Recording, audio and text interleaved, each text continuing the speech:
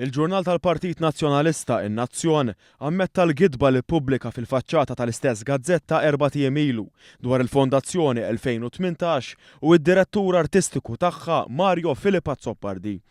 F'artiklu ppubblikat fl-aħħar ta' Mejju illi għadda, il-ġurnal tal-Partit Nazzjonalista ipprova jħammeġ il-ħidma li qed ssir mill-Fondazzjoni u minn Zoppardi meta allega li dan tal-aħħar ta' kuntratt lilu nnifsu ta' 300,000 euro. B'reazzjoni għal dan l-artiklu l-ġurnal In-Nazzjon ippubblika dikjarazzjoni fil-faċċata tal-ħarġa ta' tlieta tikkonferma li Mario Filippa Zoppardi ma ħax flus mill-Valletta 2018 għal play ħabbilni ħanirbaħ. F'artiklu tagħha In-Nazzjon spiċċat għamlet apoloġija ppubblikata għall-allegazzjonijiet bla bażi li għamlet fil-konfront ta' Filippa Zoppardi.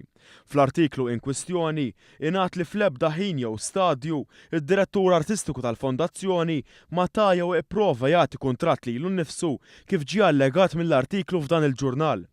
Il-Fondazzjoni Valletta 2018 il-ġimgħa l-oħra ċaħdet bl-aktar mod kategoriku ir-rapport ta' In-Nazzjon bħala storja inventata u nieqsa mill-verità tal-fatti kompletament.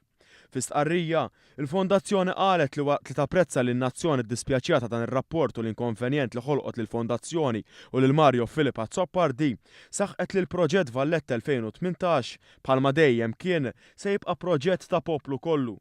Il-Fondazzjoni Valletta 2018 qalet li ddispjaċjata tara stejjer bħal dawn li mhumiex fl-interess tal-poplu kollu kemm hu.